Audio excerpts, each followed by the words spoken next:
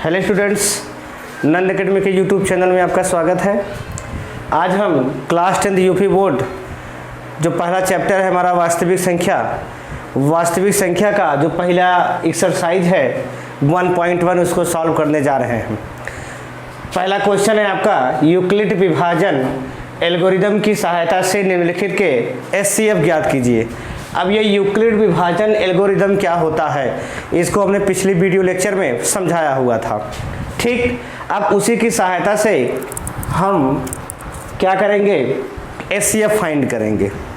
अब उस एचसीएफ निकालने के लिए हमने ये बताया था कि 2-3 स्टेप हमने बताए हुए थे। जिस स्टेप में जिसका सबसे पहला स्टेप हमारा था, हम कहे थे या कि सबसे पहले दोनों संख्याओं में से, जैसे हमारे पास दो संख्या है 225 और 135, सबसे पहले हम दोनों संख्याओं में से जो बड़ी संख्या होती है और जो छोटी संख्या होती है उसको अलग कर लेते हैं। ठीक, अगर हम सॉल्यूशन को देखें, सॉल्यूशन में अगर पहले को हम सॉल्व करें 135 और 225, तो स्टेप 1 हमारा क्या कहता है कि सबसे पहले हमको ये देखना होगा कि दोनों संख्याओं में से कौन सी संख्या बड़ी है। यहाँ हम देखें तो हमारा जो 225 है, 225 ग्रेटर है किसके, 135 के। 225 135 से बड़ी संख्या है, यानी हम कह सकते हैं जब हम a का मान मानेंगे तो वो हो जाएगा कितना हमारा, हम a को 225 लेंगे। a को हमने क्या कहा था, याद होगा आपको, a को कहा गया था भाज्य। b को हमको क्या लेना है, b में हमको लेना है क्या, 135, इसको हम क्या कहते हैं, भाजक। ठीक, अब इसमें हम क्या करते हैं कि यूक्लिड विभाजन प्रमेयिका का प्रयोग करते हैं। ठीक, लिखेंगे यूक्लिड विभाजन प्रमेयिका, यूक्लिड विभाजन प्रमेयिका का प्रयोग करने पर ठीक, जब हम यूक्लिड विभाजन प्रमेयिका का प्रयोग करेंगे तो सबसे पहले हम जानेंगे कि यूक्लिड विभाजन प्रमेयिका आपका क्या होता था, a = bq + r। ठीक, a = bq + r में r क्या हुआ करता था आपका, ये जो r था आपका हमेशा 0 के बराबर या 0 से बड़ा था, लेकिन ये छोटा था किससे, b से। ठीक बात, यहाँ पे अगर हम लोग देखें तो हमने a को किसको माना है, 225 को, उसी की तरीके से लिखते हैं। a हो गया हमारा 225 बराबर अगर हम लोग करेंगे तो b की जगह हम क्या लिखेंगे, 135। ठीक, फिर इनटू q आपको क्या लिखना है। ठीक, आपको q क्या लिखना है ये ध्यान देना पड़ेगा। जैसे अब हम q और r की वैल्यू जो है यहाँ से निकाल सकते हैं, हम भाग देना जानते हैं। जैसे हम 225 को अगर भाग दें किससे, 135 से, जब हम 225 को 135 से भाग देंगे तो यहाँ पे हम देखते हैं एक बार जाता है, 135 का 135, यहाँ 135 हो जाएगा, यहाँ पे हो जाएगा आपका 0, फिर यहाँ पे हो जाएगा 9, यहाँ पे क्या आ जाएगा, 0 आ जाएगा। तो आप यहाँ पे क्या लिख सकते हैं, 135 गुणे 1 लिख सकते हैं। 135 गुणे 1 यानी आपका भागफल कितना आया, 1। शेष कितना, r की जगह हमने इसको क्या कहा था, b, इसको हमने क्या कहा था, a, इसको हमने क्या कहा था, q, और इसको हमने क्या कहा था, r। तो r की जगह हम क्या रखेंगे, 90। ठीक, बताया गया था कि अगर दूसरे स्टेप में बताया गया था अगर आपका 0 हो गया तो b का मान उन दोनों संख्याओं का एचसीएफ होगा। ठीक, लेकिन अगर r का मान 0 नहीं आया तो हम b को पुनः r से भाग देंगे।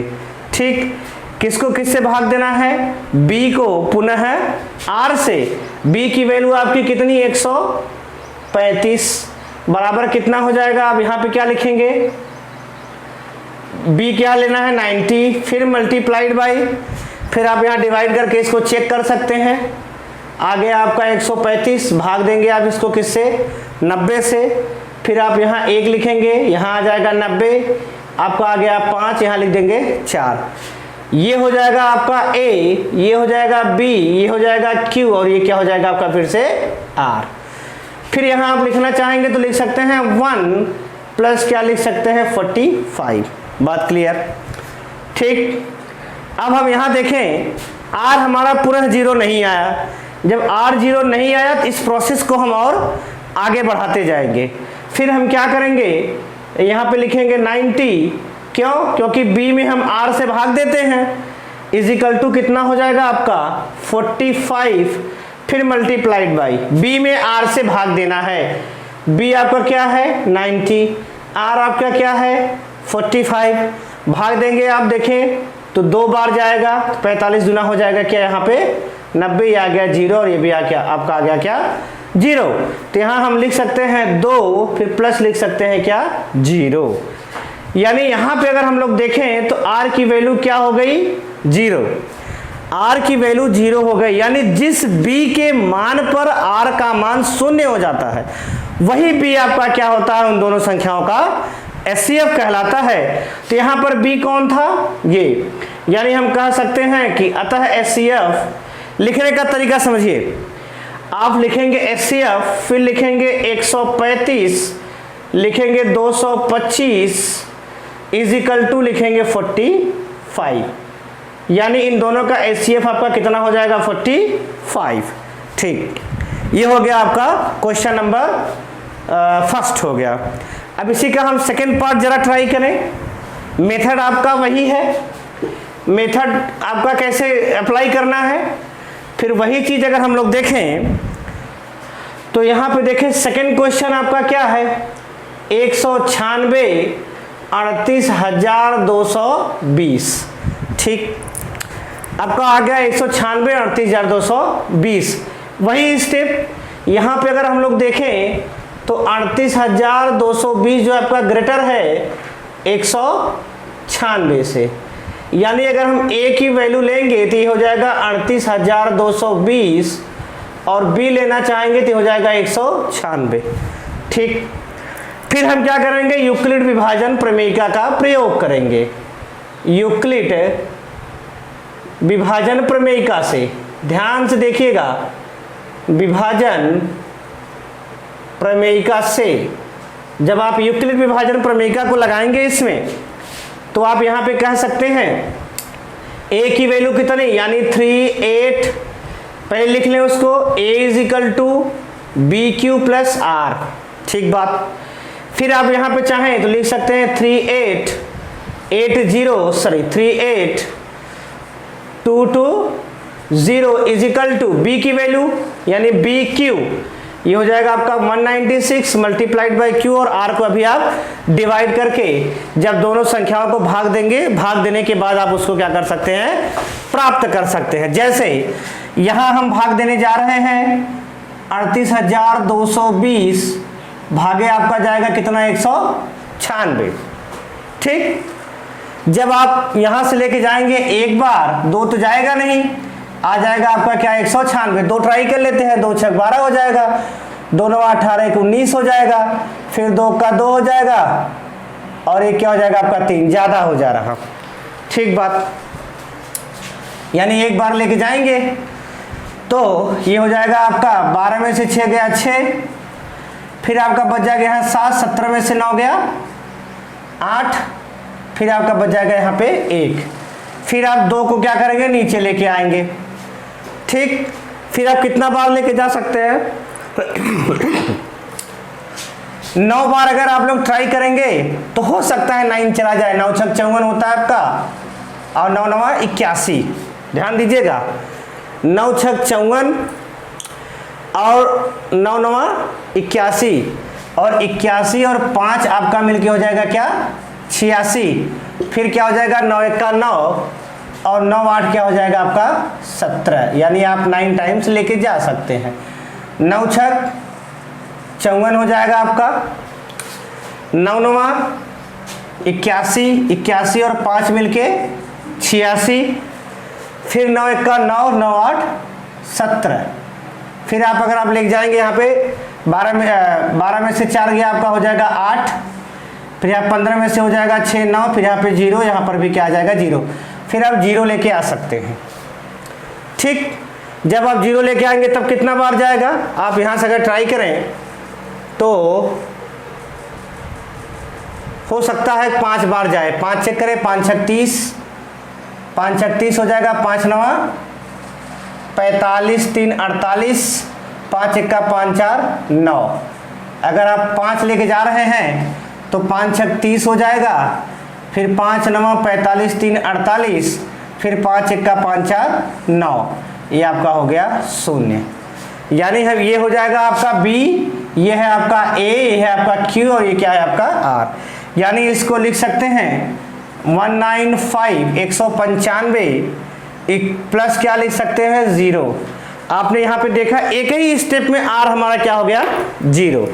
तो जब R हमारा जिस B की वैल्यू पे 0 हो जाता है वही B का मान हमारा क्या हो जाता है HCF लिखेंगे। अतः HCF किसका, HCF आप लिखेंगे 196 38220 इज इक्वल टू कितना हो जाएगा 196। तो इस तरह से आपका हुआ सेकेंड क्वेश्चन। ठीक, अब हम थर्ड क्वेश्चन को ट्राई करते हैं।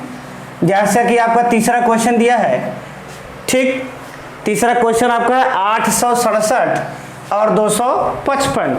स्टेप्स आपके वही हैं। स्टेप्स में हम सबसे पहले क्या करेंगे, क्वेश्चन को लिखते हैं 867, फिर क्या हो जाएगा 255। यहाँ पे हम देखते हैं 867 आपका ग्रेटर है किससे 255 के, सॉरी। ठीक, तो हम लिख सकते हैं A इज इक्वल टू 867 और B इज इक्वल टू 255। ठीक, जब A इज इक्वल टू 867 और B इज इक्वल टू 255 तो यूक्लिड विभाजन प्रमेयिका को अगर हम लोग लगाएं लिख सकते हैं यूक्लिड विभाजन प्रमेयिका से। जब आप यूक्लिड विभाजन प्रमेयिका से देखेंगे तो लिख सकते हैं A is equal to B Q plus R. ठीक, ये आपका हो जाता है यूक्लिड विभाजन प्रमेयिका। तो यहाँ पे लिखेंगे आप 867 इज इक्वल टू 255, फिर क्या लिखना है आगे आप उसको भाग देके चेक कर सकते हैं। चलिए हम नीचे भाग दे के देखते हैं। जैसे आपका आ गया 867 डिवाइडेड बाई 255। ठीक, अगर आप 8 बार लेके जाना चाहते हैं, 4 बार तो शायद ना जाए, 4 5 20 और 4 5 20 2 22, 4 दूना 8 2 10, ज़्यादा हो जा रहा। 3 आप लेके जाना चाहें, ठीक, तो 3 5 15 हो जाएगा, फिर 3 5 15 1 16 हो जाएगा, फिर 3 दूना 6 1 7 चला गया आपका, 7 में से 5 गया 2, ये 0 और ये क्या हो गया आपका 1। यानी आप लिख सकते हैं 255 गुणे 3 प्लस क्या हो जाएगा आपका 102। यहाँ हम देख रहे हैं कि R आपका 0 नहीं आया, R आपका 0 नहीं आया। भाग दे के आप एक बार फिर चेक कर लीजिए। 3 5 15, 3 5 15 1 16, 3 दूना 6 1 7, 7 में से 5 गया 2, 6 में से 6 गया 0, 8 में से 7 गया 1। बात क्लियर। ये आपका है B और ये आपका है A और ये है आपका Q और इसको हम क्या कहा करते हैं R। हमने देखा R 0 नहीं आया तो बताया गया जब R 0 नहीं आए तो आप पुनः B को क्या करते हैं R से डिवाइड करते हैं।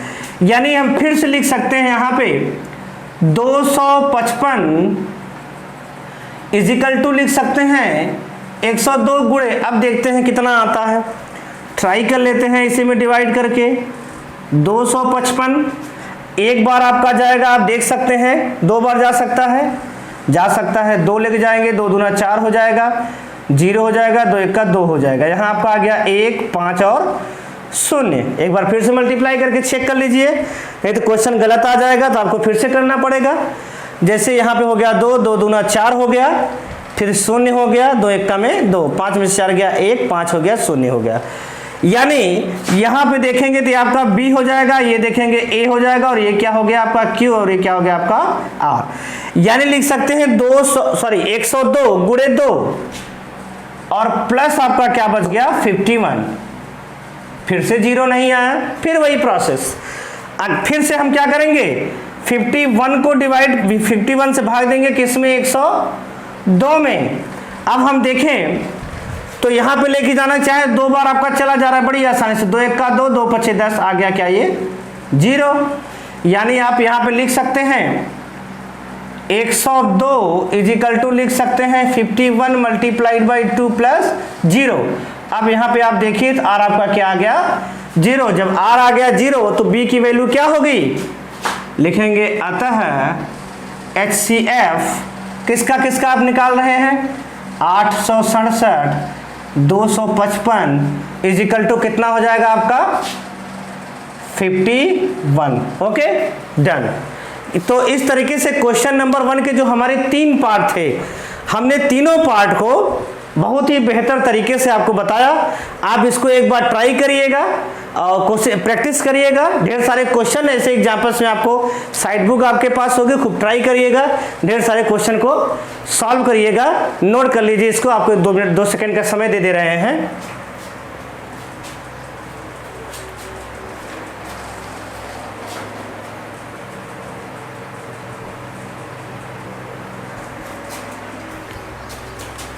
चलिए अब हम दूसरे क्वेश्चन की ओर बढ़ते हैं। दूसरा क्वेश्चन आपका क्या है, दर्शाइए कि कोई भी धनात्मक विषम पूर्णांक 6q + 1, 6q + 3, 6q + 5 के रूप का होता है जहां q एक पूर्णांक है। ठीक, पूर्णांक क्या होता है आप समझ सकते हैं, 0 1 2 3 4 5 6 7 8, जहां q हमारा क्या है, एक पूर्णांक है। और बात हो रही है धनात्मक विषम पूर्णांक की। जब धनात्मक विषम पूर्णांक की बात होती है, थोड़ा सा आप क्लू लीजिए यहाँ पे। जैसे हमारे पास कोई भी संख्या है, सपोज करिए वो संख्या हमारे पास q है, हम मान लेते हैं वो संख्या हमारे पास q है। हम धनात्मक की बात करते हैं तो 0 लाइन की इधर वाला हमको नहीं लेना है, क्योंकि हमने बताया था कि -3 -2 -1 0 फिर +1 +2, ये इधर वाली संख्या जो होती है आपकी धनात्मक पूर्णांक, इधर वाली आपकी क्या होती है, ऋणात्मक पूर्णांक। तो बात इसमें धनात्मक पूर्णांक की हो रही है।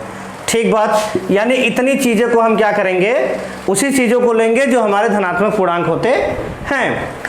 अब यहाँ पे हम मान लेते हैं q हमारा कोई धनात्मक पूर्णांक है, तो इसको सम संख्या में और विषम संख्या में हम कैसे परिवर्तित कर सकते हैं। देखिए, जैसे अगर कोई भी संख्या हमारा q पूर्णांक है, अगर ठीक q अगर पूर्णांक है तो वो 0 भी हो सकता है, 1 भी हो सकता है, 2 भी हो सकता है, 3 4 5 सब हो सकता है। तो जब ये 1 है तो हमारा विषम है, 2 है तो सम है, 3 है तो विषम है, 4 है तो सम है, 5 है तो विषम है।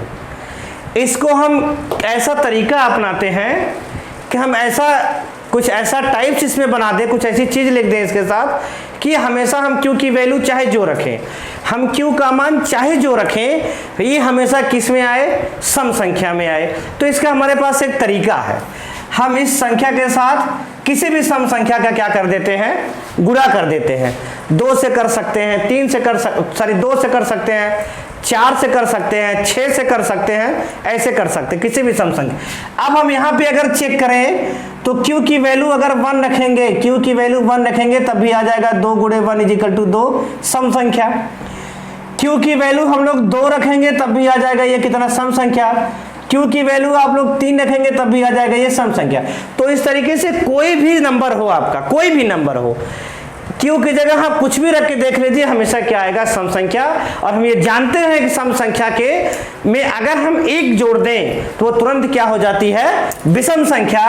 यानी अगर 2q हम सम संख्या में लेते हैं तो 2q + 1 को हम किस में ले सकते हैं, विषम के लिए इस्तेमाल कर सकते हैं। इसी प्रकार एक छोटी सी टेक्निक, जैसे हमने ये बताया किसी भी सम संख्या से मल्टीप्लाई कर दें, तो अगर हम q को 6 से मल्टीप्लाई करें उसके बाद भी ये क्या हो जाएगा, आपका सम आएगा। आप चेक कर सकते हैं, 1 रखेंगे तो 6 आएगा सम संख्या, 2 रखेंगे 6 × 2 = 12 सम संख्या, 3 रखेंगे 6 3 18 सम संख्या। जस्ट इसमें से अगर हम लोग 1 जोड़ दे तो ये भी क्या हो जाएगी आपकी विषम संख्या। क्या हो जाएगी आपकी विषम संख्या। ठीक, फिर इसमें हम लोग 2 और जोड़ दें यानी 6³ + 3 ये भी आपकी क्या हो जाएगी विषम संख्या। 6³ + 5 ये भी क्या हो जाएगी आपकी विषम संख्या। यानी 2 विषम के बीच में एक सम संख्या आ जाएगी, फिर 2 विषम के बीच में एक सम संख्या आ जाएगी। ये होता है आपका तरीका।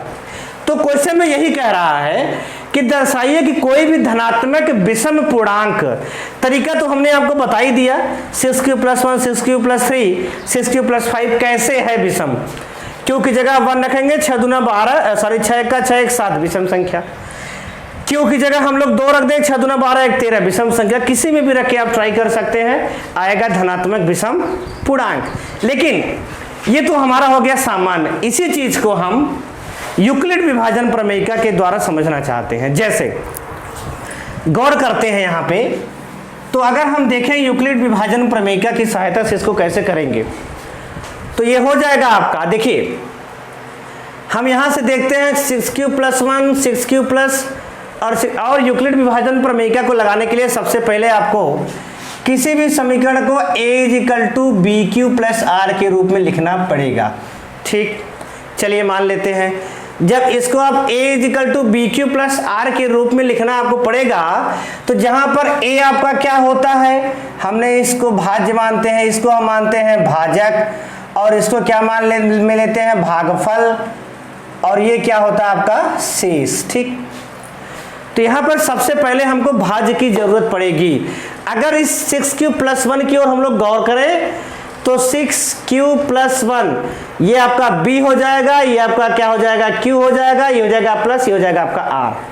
ठीक, चलिए अच्छा ठीक है, कोई बात नहीं, ट्राई करके देखते हैं। संख्या हम लोग एक मान लेते हैं। मान लीजिए कोई धनात्मक पूर्णांक जो है, माना q कोई धनात्मक पूर्णांक संख्या है। चलिए माना सॉल्यूशन देखिए आप, q एक धनात्मक पूर्णांक संख्या है। ठीक, q आपका क्या है एक धनात्मक पूर्णांक संख्या है। तो यहां पे अगर हम लोग लिखेंगे तथा प्रश्न से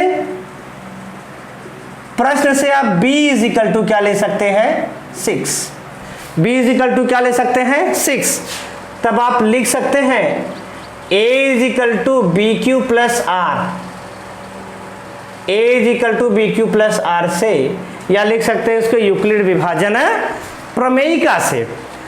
ठीक, तब जब आप इसको ऐसे लिख सकते हैं तो वैल्यू पुट करिए, तो a की वैल्यू आपकी a हो जाएगी = b की जगह आप लिख सकते हैं 6q + r। ठीक, जब आपने b की जगह 6 लिया है तो कंडीशन हम जानते हैं, ये जो 6 होगा ये किसकी वैल्यू है, सॉरी r की जो वैल्यू होगी ये हमारी ग्रेटर और इक्वल हो सकती है, बड़ी या बराबर हो सकती है 0 के, परंतु हमेशा छोटी होगी b के, और b की वैल्यू आपकी क्या है 6 है।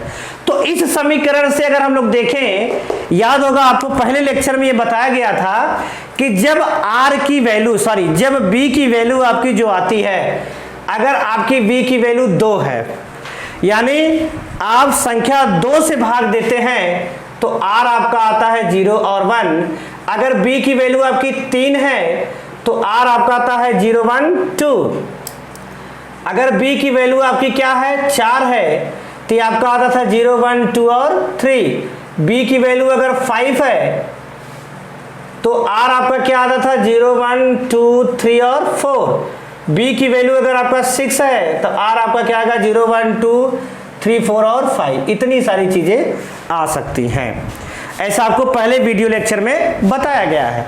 जैसे यहां पे b की वैल्यू हम देख रहे हैं कि 6 है, जब यहां b की वैल्यू 6 है तब हम लिख सकते हैं, यदि ध्यान दीजिएगा b = 6 तब r = लिख सकते हैं 0 1 2 3 4 5। Clear, okay. r = हम क्या लिख सकते हैं 0 1 2 3 4 5।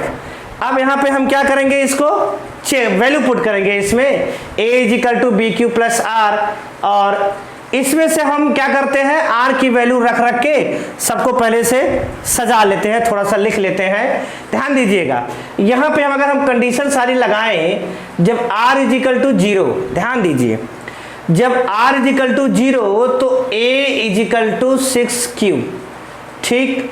जब r इज इक्वल टू आपका 1 तो a is equal to 6q plus 1। जब r इज इक्वल टू आपका 2 तो a is equal to 6q plus 2। और जब r इज इक्वल टू आपका 3 तो a is equal to 6q plus 3। जब r इज इक्वल टू आपका 4 तो a इज इक्वल टू आपका 6q प्लस 4, ठीक। और जब r इज इक्वल टू आपका 5 तो a is equal to 6q plus 5। जब r इज इक्वल टू आपका 6 तो a is equal to 6q plus 5, sorry r is equal to आपने 2 रखा, 3 रखा, 3 रखा, 4 रखा, 5 रखा, r इज इक्वल टू आपका 6 तक आया ही नहीं है, सॉरी। ये चीजें हो गई आपका तरीका। इनमें से हमको क्या कहा है कि ये जो कंडीशंस आती है इसमें से बताइए कि 6q प्लस 1, 6q प्लस 3 और 6q प्लस 5 ये तीनों क्या हैं? ये तीनों एक हमारी क्या है, विषम पूर्णांक है। तो हम प्रश्न के अनुसार इन तीनों को अलग लिखते हैं। ध्यान दीजिए, जब हम लिखते हैं a is equal to 6q plus 1, जहां q क्या है, q is equal to 0 1 2 3 4 dot dot dot करके, ठीक। अगर यहां पर हम q की वैल्यू रखें, जब हम यहां q की वैल्यू रखते हैं, जब q इज इक्वल टू हम 0 रखते हैं, वेरीफाई करके आपको दिखाते हैं। जब हम q की वैल्यू क्या रखते हैं, 0 रखते हैं। जब हम q की वैल्यू 0 रखते हैं तो यहाँ पे हमने देखा कि a इज इक्वल टू कितना आ गया, 6 मल्टीप्लाइड बाई 0 प्लस 1, यानी इज इक्वल टू क्या आ गया 7, सॉरी ये आ गया 1 आपका, ये क्या हो जाएगा विषम संख्या, ठीक, कोई बात नहीं। फिर हम 2 को रख के चेक करते हैं। जब q इज इक्वल टू हम 2 रखते हैं, जब q इज इक्वल टू 2 रखेंगे तो a इज इक्वल टू कितना हो जाएगा 6 इंटू 2 प्लस 1, यानी 6 दूना 12 1 13, ये भी क्या हो जाएगा आपका विषम संख्या, ठीक। हम q इज इक्वल टू रखते हैं 3, तब a को चेक करते हैं, 6 इंटू 3 प्लस 1, ये इक्वल जाएगा 6 3 18 1 19, ये आपका आ गया 19, ये भी क्या है आपका ये विषम संख्या। ऐसे आप 3 4 5 6 7 8 9 10 किसी को भी रखेंगे, 6q प्लस 1 की वैल्यू हमेशा क्या आएगी, सॉरी a की वैल्यू हमेशा क्या आएगी, एक विषम संख्या। तो हम कह सकते हैं कि 6q प्लस 1 हमारा क्या है, एक विषम संख्या, धनात्मक विषम पूर्णांक है, ठीक। अब हम चेक करते हैं 6q प्लस 3 को, जब a is equal to 6q plus 3, ठीक। यहां पर भी क्या हो जाएगा, q इज इक्वल टू 0 1 2 3, ठीक, ये आपका चला जाएगा। हम लिखेंगे जब q इज इक्वल टू 0, तब हम चेक करें तो a is equal to 6 multiplied by 0 plus 3 is equal to क्या हो जाएगा 3, ये आपका क्या है, एक विषम पूर्णांक है, ठीक। जब हम q इज इक्वल टू रखते हैं 1, तब a is equal to 6 check करें, 6 इंटू 1 प्लस 3, ये क्या हो जाएगा आपका 9, ये भी क्या है, एक विषम पूर्णांक है, ठीक बात। अब हम q इज इक्वल टू रखते हैं 2, तो a इज इक्वल टू क्या हो जाएगा आपका 6 इंटू 2 प्लस 3, 6 दूना 12 3 15, ये भी आपका क्या हो गया, एक विषम पूर्णांक, ठीक। इस तरीके से आप 3 4 5 6 7 किसी को भी रखेंगे, आप जब भी देखेंगे हमेशा क्या आएगा, a is equal to B Q 6q plus 3 की वैल्यू एक विषम पूर्णांक आएगा, ठीक। अब हम तीसरे को चेक करते हैं, जैसे आपका दिया हुआ है 6q प्लस 5, और यहाँ पर भी q इज इक्वल टू 0 1 2 3 ऐसे डॉट डॉट करके, ये a की वैल्यू है। ठीक, यहाँ पे चेक करें हम लोग, जब q इज इक्वल टू 1, ठीक, जब आप q इज इक्वल टू 1 रखेंगे तब आप क्या लिख सकते हैं, a is equal to 6 multiplied by 1 plus 5 is equal to आपका क्या हो जाएगा, 6 एक्का 6 5 11, और 11 को भी हम देखें तो ये होता है एक विषम पूर्णांक।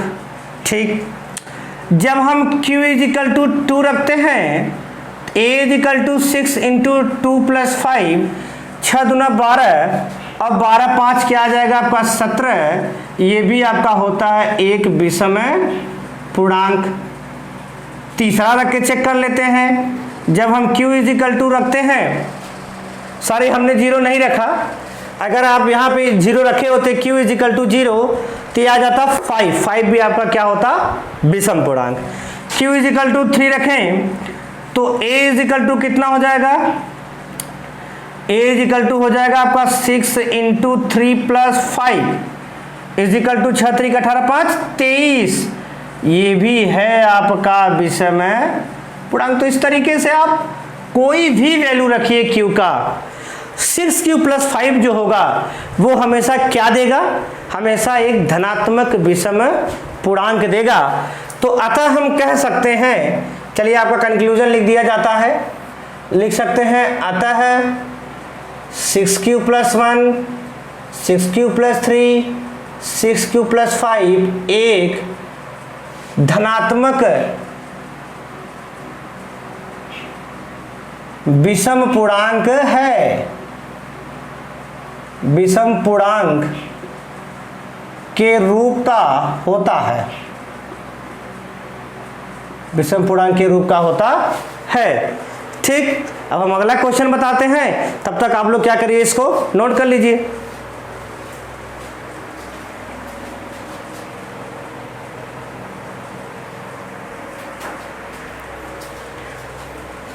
चलिए अब हम अगले क्वेश्चन की ओर चलते हैं।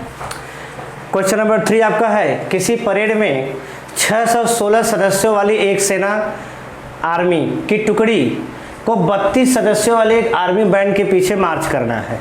दोनों समूहों को समान संख्या वाले स्तंभों में मार्च करना है। उन स्तंभों की अधिकतम संख्या क्या है जिसमें वे मार्च कर सकते हैं। जैसा कि आप क्वेश्चन को समझ पा रहे हैं, देखिए 2-3 वर्ड इसको पकड़िए। कहा है कि दोनों समूहों को समान संख्या वाले, समान संख्या का मतलब दोनों, मतलब वो संख्या ऐसी होगी जो दोनों में क्या होगी, कॉमन होगी। ठीक, यानी दोनों में क्या होगी, दोनों समूहों में वो संख्या क्या होगी आपकी, कॉमन होगी, यानी दोनों में समान होगी। ठीक, फिर क्या कहा है, मार्च करना है उन स्तंभों की अधिकतम संख्या। जैसे आप जब एचसीएफ पढ़ते हैं, एचसीएफ का मतलब क्या होता है, हाईएस्ट कॉमन फैक्टर। हाईएस्ट मतलब अधिकतम, यहाँ पे बात आ गई हमारी अधिकतम की। ठीक, दूसरी चीज आ गई समान की, यानी हाईएस्ट भी आ गया और कॉमन भी आ गया, फैक्टर तो हम निकाल लेंगे। तब आपका क्या हो जाएगा, यानी हम सिंपल ये कहें कि हमको क्या निकालना है, एचसीएफ निकालना है। हम एचसीएफ निकाल लेंगे तो दोनों में, जैसे कहा है कि एक आर्मी बैंड के पीछे समान संख्या वाले स्तंभ में, दोनों को समान संख्या वाले स्तंभ में चलना है। समान संख्या, अब जैसा कि आप जानते हैं स्तंभ ये होता है और पंक्ति ये होती है। समान संख्या वाले स्तंभ में चलना है, तो अगर हम 616 और 32 सदस्य सबका क्या निकाले, एचसीएफ निकालेंगे तो हमको पता चल जाएगा कि अधिकतम स्तंभ कितने हो सकते हैं जिसमें वो क्या कर सकते हैं, मार्च कर सकते हैं। तो फिर हम देखते हैं सॉल्यूशन में।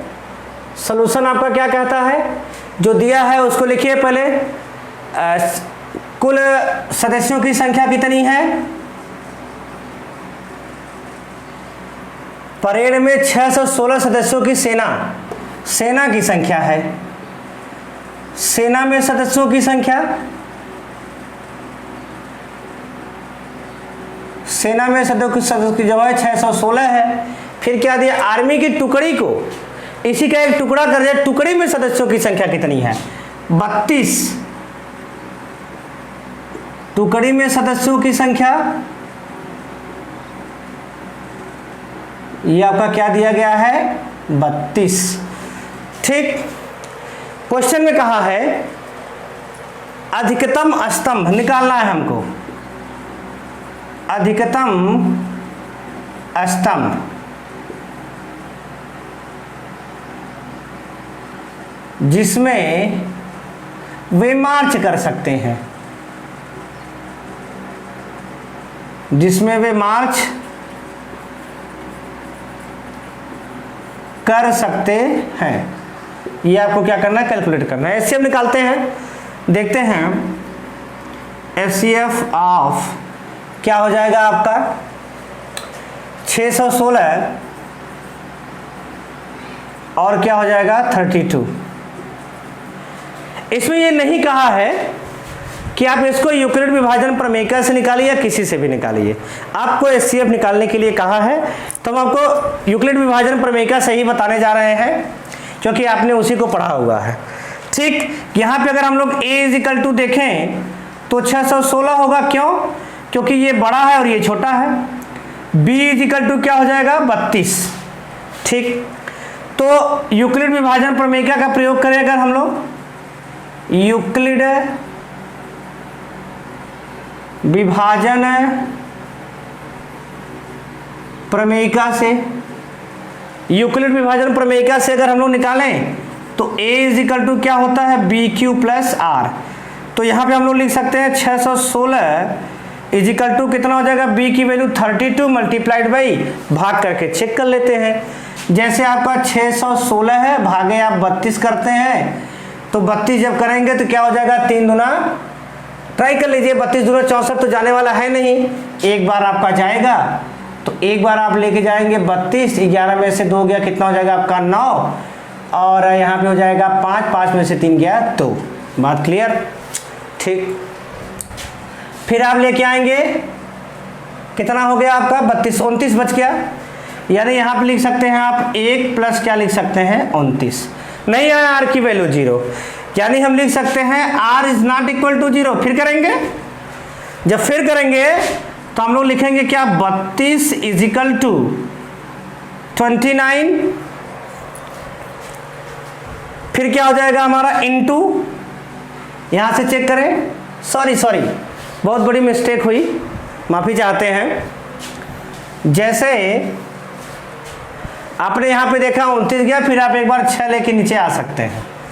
ठीक, अब आप दोबारा इसको चेक करें तो कितना टाइम जाता है, चेक करिए। 9 टाइम 9 दूना 18 और 9 3 27 1 28, 9 टाइम्स चला जाएगा, ये हो जाएगा 9 दूना 18 और 9 3 27 1 28, 16 में से 8 गया 8, हो जाएगा आपका 0 और 0।